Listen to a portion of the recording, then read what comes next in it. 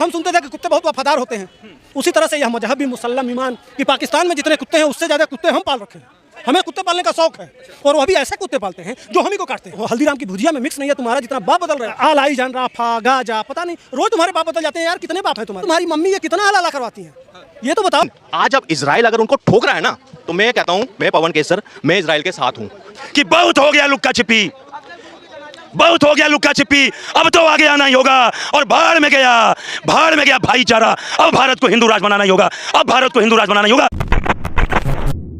जितने लोग दोगले लोग जो रोज अपना बाप बदल लेते हो, कभी बाप बनाते हो किसी बांग्लादेशी को, तो भैया कितने बाप हैं तुम्हारे। राफा के लिए, कभी गांजा के लिए, आलाई जान राफा गाजा पता नहीं रोज तुम्हारे बाप बदल जाते हैं यार। कितने बाप हैं तुम्हारे। अब हिजबुल्लाह बाप हो गया, कल ईरान का वो पता नहीं कौन है वो सबसे बड़ा नेता वो मारा जाएगा तो वो तुम्हारा बाप हो जाएगा। कभी सऊदी अरेबिया तुम्हारा बाप हो जाता है, कभी फ्रांस में कोई मार दिया जाएगा तो वो तुम्हारा बाप हो जाएगा। यार तुम्हारी मम्मी ये कितना हलाला करवाती है ये तो बताओ। और अभी तो रुको, क्लाइमैक्स अभी बाकी है। रोज रोज हलाला देखते देखते कभी हमको भी तो मौका दो। हमारे देश के तमाम ये श्रोता भाई हैं, इनको भी मौका मिलना चाहिए कि नहीं भाई। अगर इनके इतने बाप हैं, मैंने रोज बाप बदलते हैं कि नहीं आप बताइए। सारा इस देश में फ्रांस के लिए आंदोलन हो जाता है, ब्रिटेन में कुछ हो जाए, वहाँ कोई साइकिल चुरा ले उसको पुलिस मार दे तो उसके लिए आंदोलन हो जाए। रोज बाप बदल देते हैं। साला वो संसद में वो वैसी है, वो संसद में अपना बाप बना लेता है फिलिस्तीन को।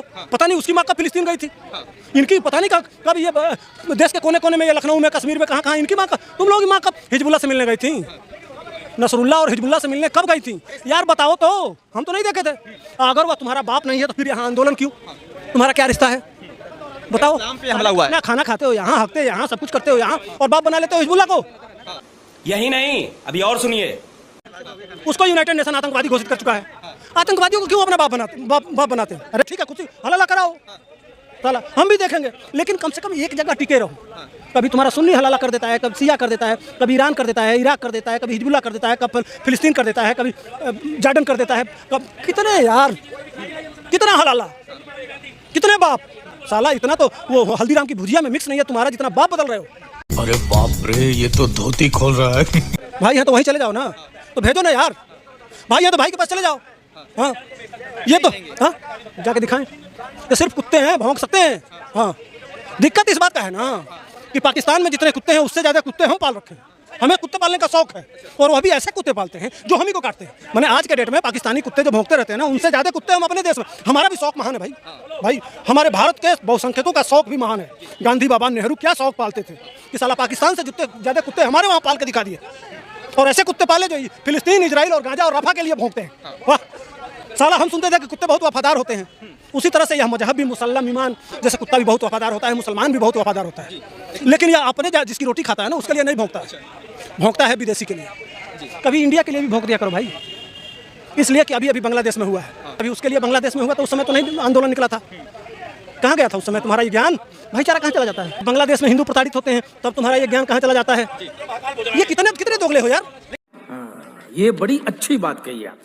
इजराइल जो है ना अपने नागरिकों की सुरक्षा चाहता है। इजराइल जो है वो आतंकवाद से मुक्ति चाहता है।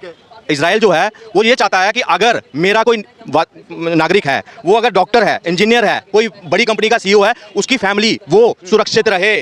और ये क्या गलत चाहता है कोई गलत है? गलत तो नहीं है। मगर अगर सिर्फ धर्म के नाम पर, जमीन के छोटे से टुकड़े के नाम पर अगर जिहाद चलाया जाए, और सिर्फ एक नहीं 57 कंट्रियों को उकसाया भी जाए साथ में कि आप भी हमारे साथ आओ, हम तो जिहाद कर ही रहे हैं, हम तो आतंकवाद फैला ही रहे हैं, आप भी आओ हमारे साथ, तो बताओ उस स्थिति में एक छोटा सा देश जो है वो क्या करेगा।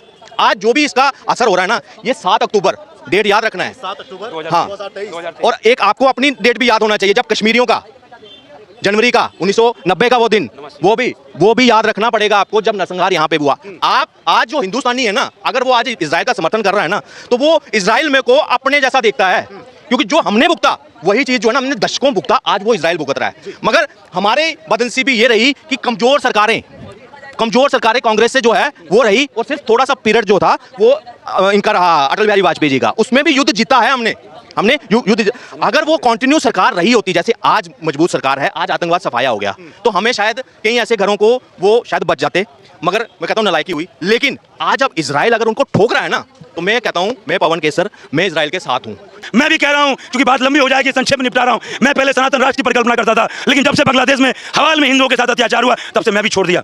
मैं कहता हूँ पहले भारत हिंदू राष्ट्र बने, जब तक हिंदू राष्ट्र नहीं बनेगा तब तक भारत सनातन राष्ट्र बन ही नहीं सकता। तो इसलिए मैं कहता हूं आज साला आए दिन जो है टट्टी जिहाद, तूक जिहाद, मूत जिहाद, ये जिहाद ये लोग कर रहे हैं। चर्बी क्या कहते हैं कि चर्बी जिहाद, मैं ये कहता हूं चलिए उसमें तो साले दोगले हिंदू हमारे देश के, दोगले हिंदुओं को मिला करके किया गया, तो मैं उनको भी नहीं मानता। लेकिन मैं वही कह रहा हूं आज दिन आ गया है और एक लाइन में क्या अपनी वाणी को विराम दूंगा कि बहुत हो गया लुक्का छिपी, बहुत हो गया लुक्का छिपी, अब तो आगे आना ही होगा। और भाड़ में गया भाईचारा, अब भारत को हिंदू राज बनाना ही होगा, अब भारत को हिंदू राज बनाना ही होगा।